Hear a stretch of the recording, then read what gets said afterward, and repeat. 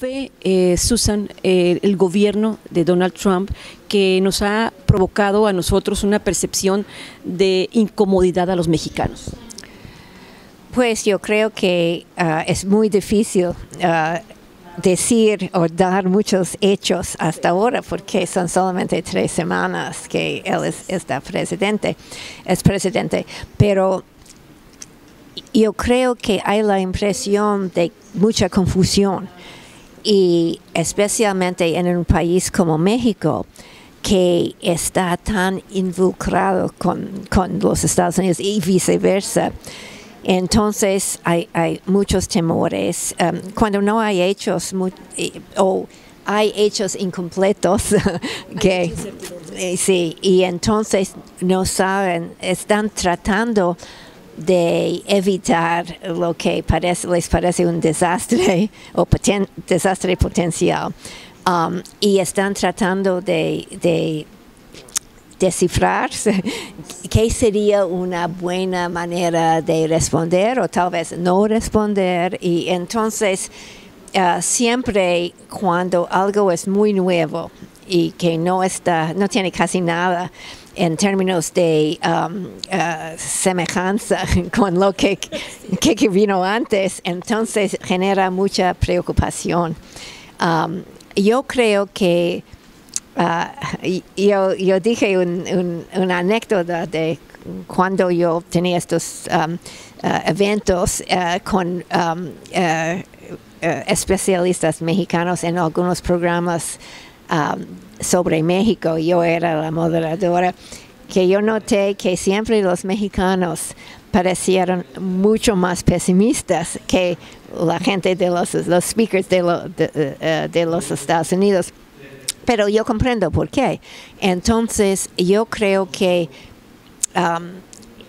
yo soy más optimista en el sentido de que yo creo que de veras el presidente Trump no ha enfocado mucho sobre NAFTA, que está hablando de una manera genérica que no le gusta tratados de libre comercio. Yo creo que una razón es que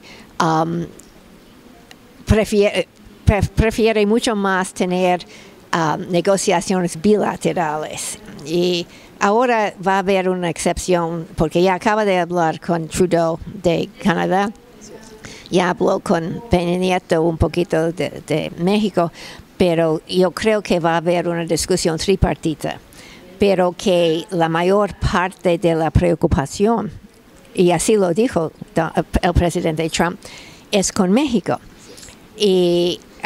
Pero a fin de cuentas yo creo que mientras que va aprendiendo más sobre la relación comercial, por lo menos con México, va a cambiar sus ideas y tal vez probablemente sus acciones. Mira, en la área de política extranjera, él tomó algunas posiciones muy diferentes de todos los presidentes de los Estados Unidos desde el fin de la Segunda Guerra Mundial. Y ya está, ¿cómo se dice? Withdrawing, cambiando. Y por ejemplo, con respecto a Rusia, con respecto a Israel, con respecto a China, y además estaba haciendo muchas de esas declaraciones durante una campaña, y ahora que es presidente le falta todavía tantos miembros de su gabinete. Fue solamente hace unos días que tenemos secretario de Estado, por ejemplo, y tenía problemas con otros miembros potenciales de su gabinete. Entonces, yo creo que, finalmente, es un presidente que nunca ha ocupado un puesto político en su vida. Entonces, esto es excepcional, pero no es un hombre humilde. Entonces, él se cree en su inteligencia y su habilidad. Sí, porque venció contra, ¿qué fue? 16, 17 opositores. Y y la prensa y las encuestas políticas, porque nadie decía que él podía lograr la presidencia. Entonces, yo creo que lo que ha hecho México hasta ahora es mejor esperar, no responder, como nosotros decimos, tit for tat, you know. Y yo creo, siempre el presidente Trump dice públicamente que tiene muy buena relación con el presidente Peña Nieto y le gusta y todo esto. Y vamos a ver qué pasa. La administración del presidente Peña Nieto tiene un vínculo muy importante, directo, con el presidente Trump, que es por parte de la buena relación entre el ministro ¿cómo se dice? State Department, Foreign Relations, ministro de Relaciones. Es el canciller nuestro de Relaciones Exteriores. Sí, Luis Videgaray, con Jared Kushner, que es el ¿cómo se dice? Son-in-law, yerno, yes. es el yerno de Donald Trump y es su consejero más importante.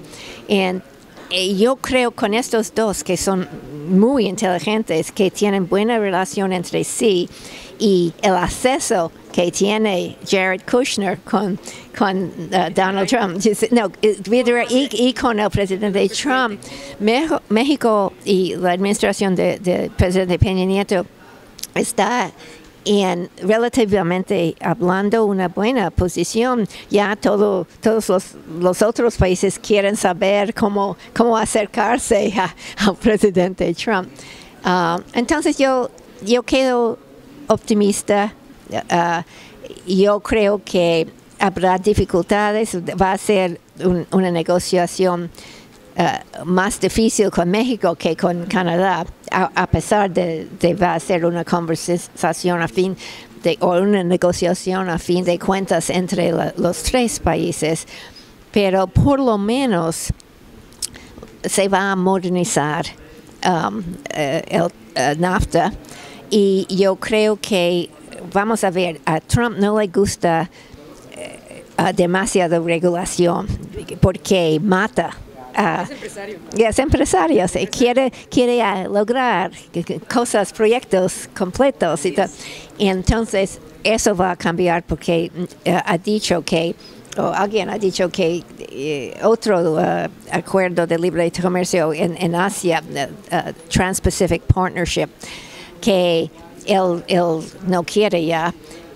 Uno de los problemas es que él dijo que tenía demasiada regulación, y el énfasis era en más regulación, especialmente con respecto al medio ambiente, y no recuerdo la otra cosa. Tal vez algún día va a regresar o va a seguir una política de negociaciones más bilaterales que un acuerdo con tantos países. Pero la última cosa es que yo creo que no va a abrir y terminar el asunto de reforma de NAFTA en un año, y entonces esto va a durar por lo menos 2 años, yo creo. Yo no estoy hablando con información del gobierno. Yo no tengo nada que ver con él.